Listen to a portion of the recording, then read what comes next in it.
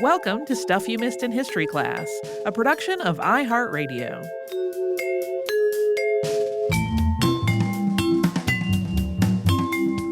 Hello and welcome to the podcast. I'm Holly Fry. And I'm Tracy V. Wilson.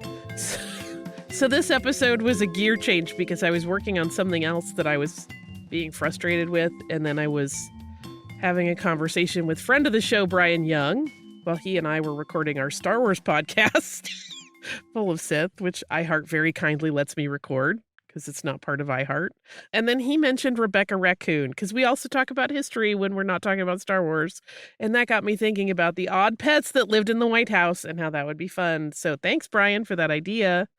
Some of these pets that we're talking about today were mentioned very briefly in the second part of a 2010 two-parter that Sarah and Katie did on the show on interesting historical animals, but their stories didn't get a lot of attention. It was kind of just like their names and the fact that presidents kept them. It's kind of a list. Yeah, and like in that particular moment, they're whipping through like a list. They're not even necessarily the animals they were talking about on the show.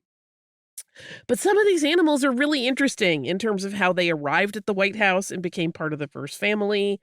Two of them are related to holidays, so technically this is seasonal. We're also going to do a little myth busting on one of them. The information in that previous episode was incorrect, but we'll talk about why a lot of people had that wrong.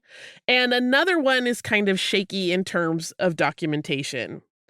Heads up, there are no dogs or cats on this list, so if you were hoping to hear about Clinton's cat Socks or Nixon's dog Checkers, those will not be making an appearance. Also, none of the Teddy Roosevelt menagerie is on here, although part of me thinks that would be a fun future episode. Its whole own thing. Because, I mean, aside from his daughter Alice's pet snake, Emily Spinach, there were a lot of other wild animals running around that house in the grounds. But those are not the ones we're talking about today. Also, this goes without saying, but I will say it just the same. Wild animals are not supposed to be pets. So while these stories in some cases involve wild animals that get adopted, that is a bad idea. We are not telling you to go out and get a cockamamie animal that really belongs outside. And in one case, we'll talk about one that I'm really obsessed with that probably did bite a president. So then maybe these should not be adopted as pets. Yeah, if you're disappointed that there are no dogs in the episode, there are other dog episodes specifically. So many. Back in the archive, a number of them. So there's plenty of dog stuff, just not in this one. So first up, as Holly alluded to, some myth busting. There have been so many online and in-print mentions stating that John Quincy Adams had a live alligator in the White House. I think we may have even said that at some point in the long past. This factoid has appeared online and in books and even on a Snapple lid. And in a lot of cases, the details have been embellished to suggest that Adams would send people he did not like into the bathroom where he kept this reptile without telling them that it was in there. There is literally nothing to back up this story. Adams is well known for keeping detailed notes and diaries, and there's no mention of an alligator. So where did this pretty outlandish myth get its start? A lot of people have tried to hunt down the origin, and a number of them have traced this confusion and the first mention of the alligator back to one book from 1888, which was written by Harriet Taylor Upton. Her writing, The Household of John Quincy Adams, which was later republished in a collection of her other writing to be a bigger book about multiple presidential households, includes this mention of a visit from French General Lafayette to the Adams White House. Quote, "There was no conservatory then. The grounds were rough and uncultivated. The house was lighted with candles, and the East Room was bare and empty, save for the mahogany frames of some upholstered sofas and chairs. When General Lafayette made his visit there, this famous East Room was given to him to deposit the many curiosities sent to him, some live alligators being among them." So that mentions alligators, but the way it's worded, it sounds like those live alligators she mentions were gifts to Lafayette, not from him to President Adams. Lafayette stayed at the White House from August 1824 to September 1825, so that might have been part of this confusion. If he kept such an animal or animals in the residence for almost a year, people might have thought it belonged to Adams, or some mention of it may not have specified ownership and an assumption was made. But we also don't know if Lafayette, if he did receive alligators, hung on to them. So many question marks. It's still understandable, though, that people believed this story for so long because at one point, even the White House website mentioned it as though it were a fact. In 2002, then First Lady Laura Bush chose the theme All Creatures Great and Small for the White House Christmas decor, and that included all kinds of sculptures and representations of animals that had been part of the home's history. And there was an alligator sculpture accompanied by a placard that read, Alligator, President John Q. Adams. When a photo of the decoration was put on the White House website section that showcased the holiday decor, the caption of the image read, quote, the alligator, given to President John Quincy Adams by the Marquis de Lafayette, resided in a bathroom in the East Room for a time. President Adams served from 1825 to 1829. So, whoops. In any case, whether there ever were live alligators present in the White House, there is not evidence that Adams specifically had one. Yeah. Moving on to turkeys. The practice of a turkey getting a presidential pardon each year is actually quite new.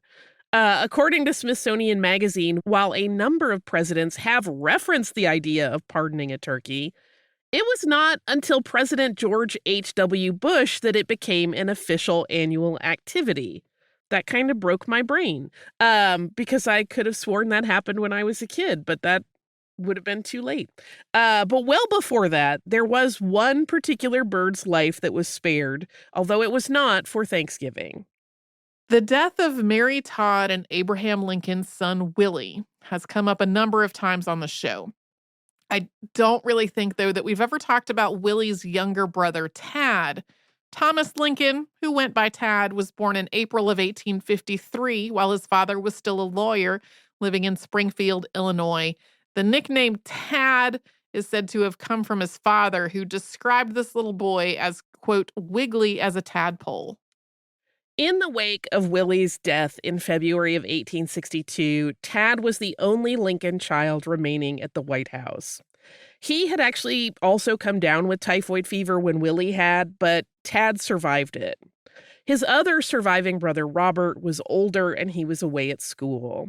And perhaps because of his parents' grief, Tad was given very little discipline. Additionally, he had a speech impediment and his parents tended to coddle him. He was also the baby of the family, and so they were quite permissive of him based on accounts of their friends, even before the family tragedy of the loss of Willie. Truthfully, he sounds very precocious and even something of a terror at times. There are numerous accounts written by Abraham Lincoln's associates both before and after he became president that really indicate that Tad was a lot. We had an episode about Alice Roosevelt back in 2015, and we talked about how she was rebellious. And while Tad did some similar things like bursting in on meetings, his behavior seemed less rebellious and more bent on mayhem and mischief. For example, at one point, he started charging visitors to see his father. The plan was to give the money to charity, but he started this little endeavor all on his own, and the president didn't initially know that he was basically shaking down official visitors until he had been doing it for a while. He was also known to drive away his tutors with his rambunctious behavior.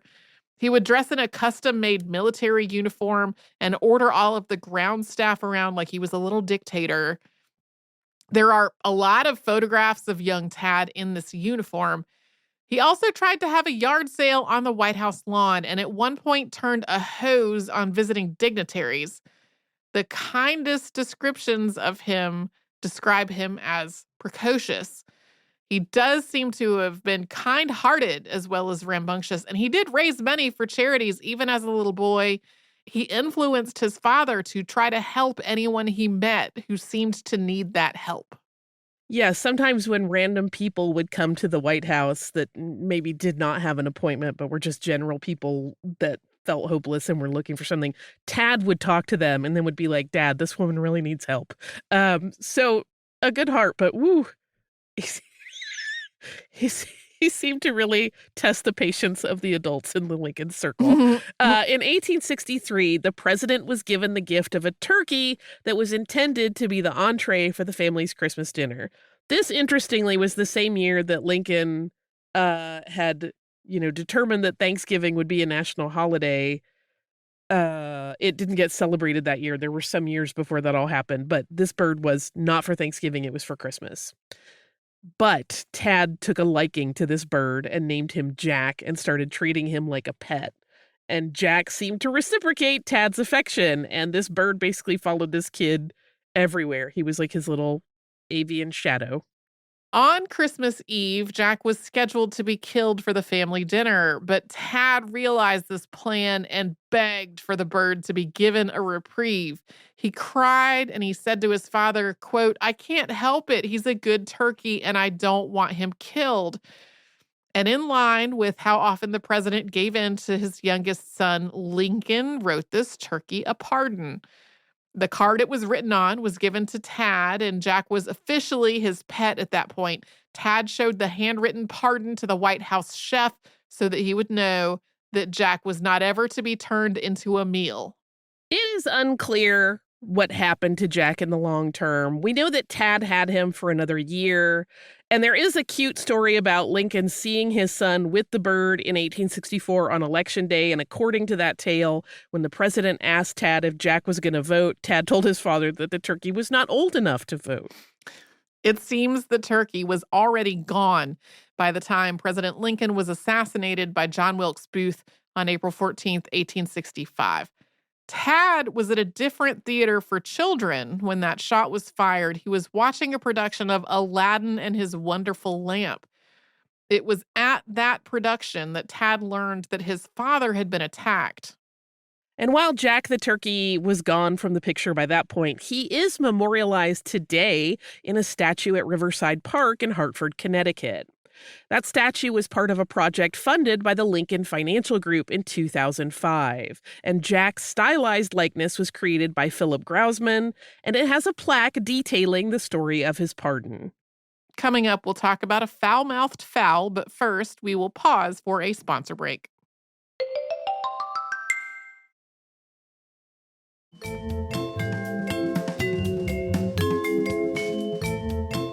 Okay, this one comes with a caveat that we don't know with certainty if it is true, although it has certainly been repeated a lot. We'll talk about where it came from, but it is also a case where the story sort of hits that confirmation bias sweet spot because it 100% sounds plausible given the president that it involves. On June 5th, 1827, Andrew Jackson purchased an African gray parrot for his wife, Rachel. This parrot, named Paul, was beloved. That's Paul, P-O-L-L, not P-A-U-L, which is what it sounded like when it came out of my mouth. So Rachel died a year later, but Jackson adopted the bird. Paul lived at Jackson's Tennessee home, the Hermitage, for the rest of Jackson's life.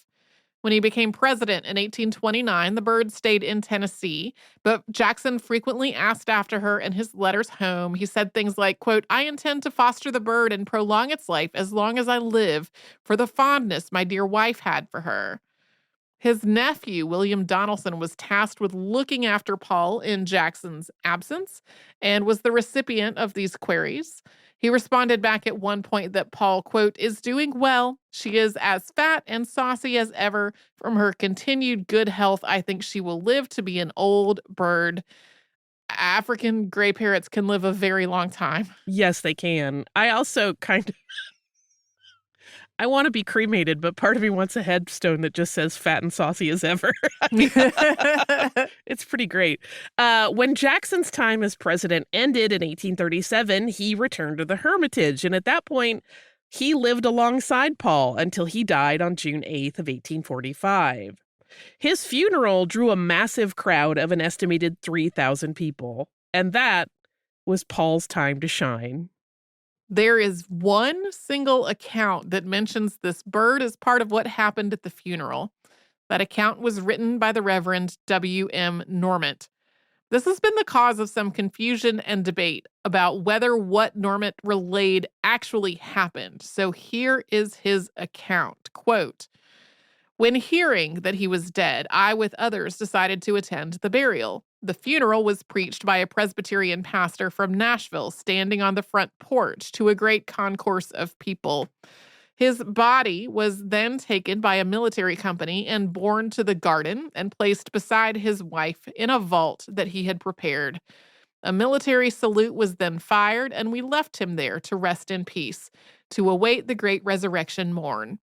Before the sermon, and while the crowd was gathering, a wicked parrot that was a household pet got excited and commenced swearing so loud and long as to disturb the people and had to be carried from the house. And thus the man of nerve that won battles and guided the ship of state through stormy scenes had finished his work." Clearly, this person was very fond of Andrew Jackson. Mixed reviews. Not everyone would speak so kindly of him. But this account was written on February 18th, 1921, at the request of a writer who wished to have a first-person reminiscence of the day that Andrew Jackson was buried. That means that it happened more than 75 years after the funeral took place.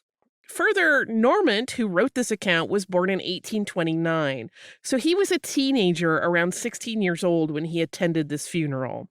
So it is possible that his account wasn't accurate. We've said many times, like, memory shifts things, although it does seem like something that would leave an impression if he felt compelled to include this bird detail. The other thing that has led to issues with this account being taken seriously is when people talk about it and they only include that segment about the bird's profanity, having nothing to do with the writer. Modern accounts often report this as having come from the minister who presided over the funeral, which it obviously did not. Even if you did not have the information about Normant being so young at the time, it's very apparent when the entire passage is included that he was not the minister because Normant mentions the other minister. But Andrew Jackson did have a reputation for having a potty mouth, so it would make sense that a parrot that had lived with him for years would have picked up some choice words. After Jackson's death, it's believed that Paul lived out the rest of her life with his relatives, who hopefully did not mind the swearing if that was indeed happening. I have a really good bird swearing at an inopportune moment story for Behind the Scenes on Friday. But now we get to the real star of this episode, which is Rebecca Raccoon. President Calvin Coolidge was known to love animals, and during his presidency, he was actually given a lot of animals as gifts.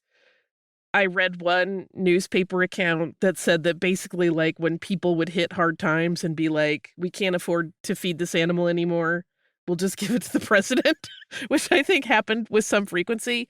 Coolidge later wrote in his autobiography, quote, "A great many presents come to the White House, which are all cherished, not so much for their intrinsic value as because they are tokens of esteem and affection.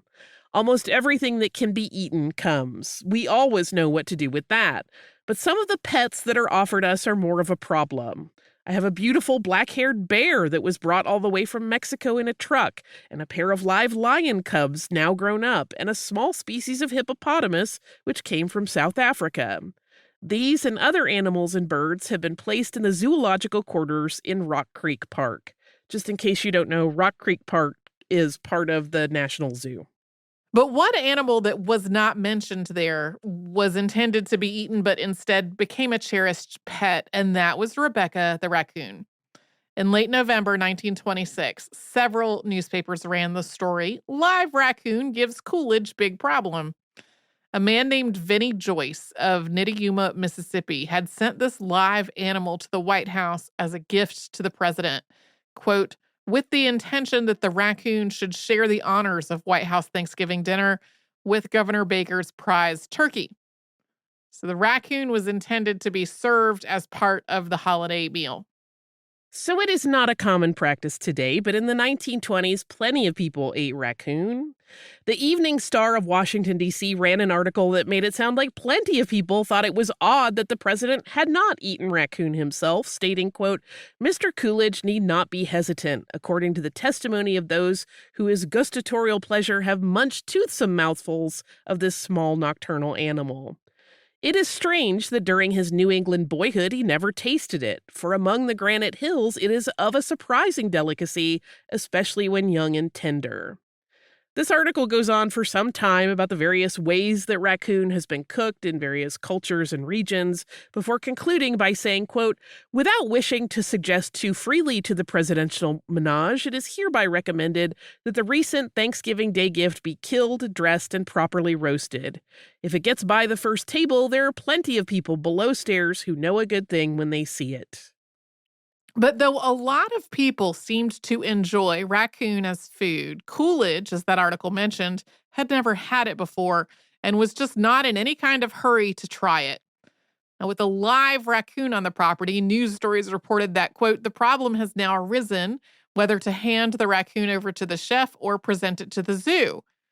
Neither of those things happened because the Coolidges opted for a third choice, which was making the raccoon a pet. By December 1st, the announcement had been made, and papers were running the story, "Raccoon sent to Coolidge to be White House pet." The Coolidges tried to set Rebecca up with proper lodgings. According to First Lady Grace Coolidge's writings, quote, "We had a house made for her in one of the larger trees with a wire fence built around it for protection. We kept her chained when out of doors, but in the house she had her liberty. She was a mischievous, inquisitive party, and we had to keep watch of her when she was in the house. She enjoyed nothing better than being placed in a bathtub with a little water in it and given a cake of soap with which to play. In this fashion, she would amuse herself for an hour or more." The Cincinnati Enquirer and other papers ran a piece titled "Meet Rebecca" on Christmas Day in 1926. The write-up read, quote, "The latest White House pet today received a noteworthy Christmas gift, a name. It will be known to the world as Rebecca Raccoon. The president and the pet have become pals. It strolls over the White House grounds with the president and jumps into his lap. A bright red bow ribbon was placed upon Rebecca's neck today by Mrs. Coolidge. The president gave the pet a collar with a metal plate upon which its name will be inscribed. White House attachés, by direction of the president, have built a wooden box in the branches of a tree in which Rebecca nestles at night." Rebecca clearly made a lot of journalists happy because they almost always had a go-to on a slow news day while there was a pet raccoon in the White House. There were reports about how she rode in cars with President Coolidge, how the president fed her from his hand. Basically, anything the raccoon did was a headline. Additionally, she offered up new material for political cartoonists. She was drawn in cartoons skewering the president for his advocacy for high tariffs, and a later cartoon made use of the president's attachment to the raccoon to associate the creature with tax reduction, which he also believed was important. A raccoon, again, is a wild animal, which means that sometimes it's going to be unpredictable or get into mischief. That, of course, can also happen with domesticated animals. But with wild animals, it's a little different. We will talk about some of Rebecca's antics after we take another sponsor break.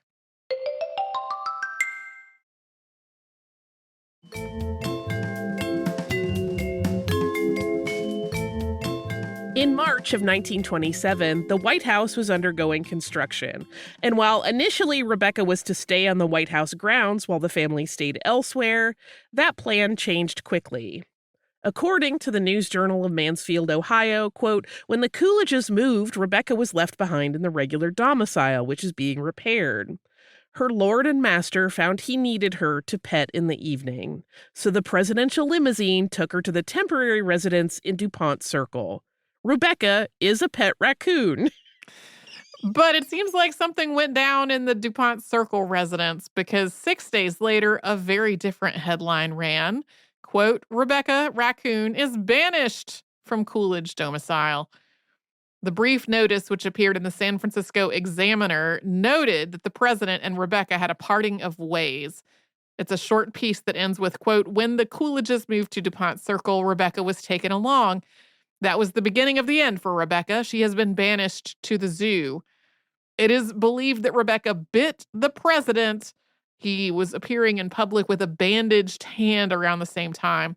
She was, as that suggests, moved to the National Zoo. Yeah, he never gave an explanation for the bandaged hand. It just didn't acknowledge it. But fear not. Rebecca was soon back in the good graces of the first family and back in the White House, although she did continue to make trouble from time to time. In spring 1927, Rebecca was the star of the White House egg roll for Easter. There are a number of photos of her wearing her collar and with her bow on, being carried through the party by the First Lady. Rebecca had a leash on that day, and Grace Coolidge would sometimes set her down so that visiting children could pet her, although she was carefully watched since she had a penchant for escaping and because she was a wild animal. I think she would have wanted to eat some of those eggs. Probably. I mean, raccoons love an egg. In June of 1927, the Coolidges headed to the Black Hills of South Dakota, and they took a lot of their animals with them, including Rebecca. Papers described it as, quote, the largest menagerie that has ever been transported on a presidential special. So the Coolidges brought their 2 collies, Rob Roy and Prudence Prim, 2 canaries, their cat Blackie, and Rebecca, who was carried aboard the train in a basket. I have questions because not all animals like to travel anyway. No. Seems like a lot. I just keep thinking about how much destruction a raccoon can do when it gets into somewhere, like into the attic or under the deck or whatever. Yeah. Well, on that journey, Rebecca made headlines for making White House staffers really frustrated with her antics. When they were in the Black Hills, she was able to get out of her enclosure and up a tree near the temporary White House. But as she was approached, she got really wily. One paper read, quote, the raccoon, a favorite with the president, seemed to take considerable delight in leading the searchers from tree to tree before she finally consented quite peacefully to being returned to her house on top of a stump in the rear of the temporary White House. At the end of 1927, there were new articles about Rebecca's bad behavior, which is just normal behavior for a raccoon. One headlined as Rebecca in disgrace again as she flees White House kennels to spend night out. It states that Rebecca managed to escape and wander about overnight before being recaptured in the morning when her absence was noted. That write-up is definitely tongue-in-cheek, and it mentions things like Rebecca retaining, quote, a faraway look in her eyes after being recaptured. It does seem, though, that at least some people had started to believe that Rebecca's tendency to go on walkabout might be because she was seeking companionship. So several months after that disgrace article came out, newspapers were reporting that a plan had been hatched to find Rebecca a male raccoon friend.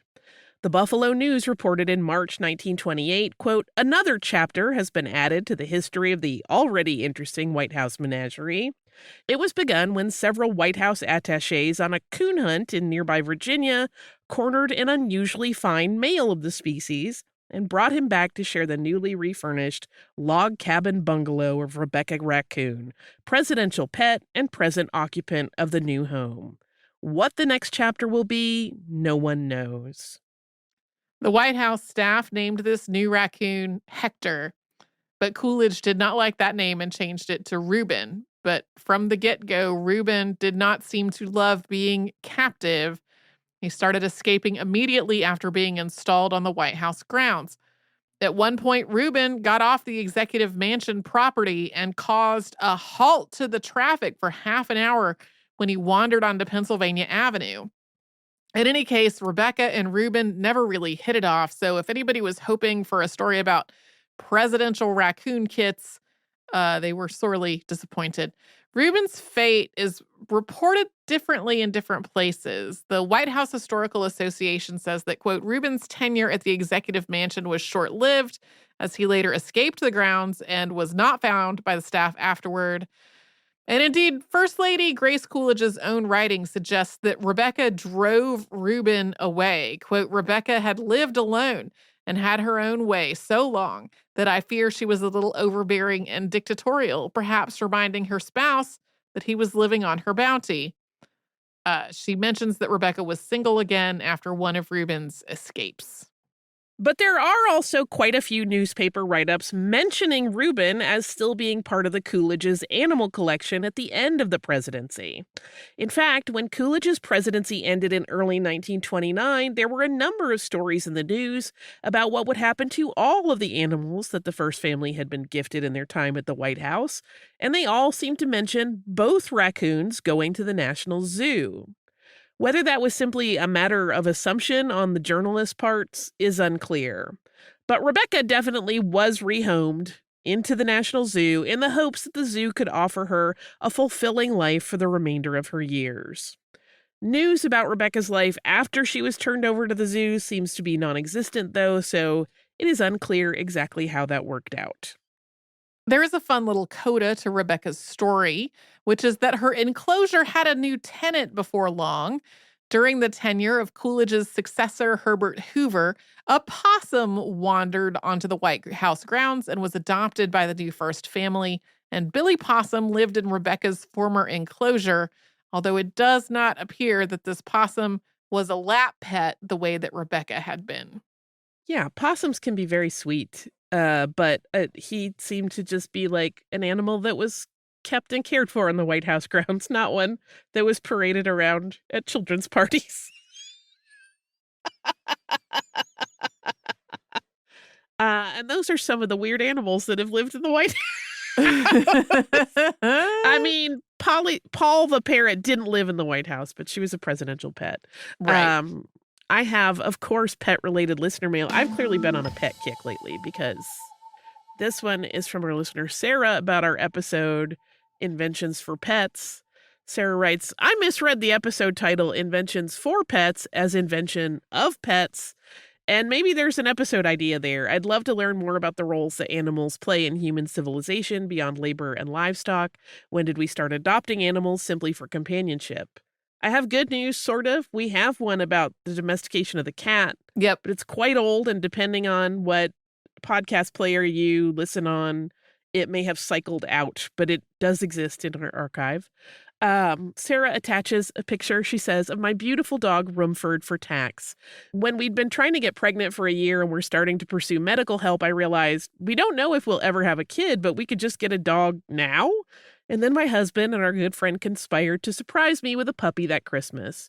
Rumford is 5 now, and he's a wonderful big brother to our son, who is now 5. Congratulations on successfully having a son. And also Rumford is really cute. He has these beautiful silky ears that are like a russet color. And I want to pet them and maybe put a bow on him. He might not like bows, but he's very beautiful and looks like the sweetest pup in the world. Sarah, thank you so much for this sweet email. I also, when I started reading your email, I misread it initially thinking you were going to talk about somehow pets inventing things. And I was like, that would be a good episode. I'm sure there's a pet that's invented something. If I ever find one, you know I'm going to talk about it. If you would like to write to us and send us pictures of your pets or anything, is there something crafty you've been doing? I want to see it. If there's just this beautiful landscape you love, I want to see that too. Whatever you want to talk about, send us an email. It doesn't even have to be about something we talked about. You can email us whenever you want. You can do that at historypodcast@iheartradio.com. You can also subscribe to the show on the iHeartRadio app or anywhere you listen to your favorite shows.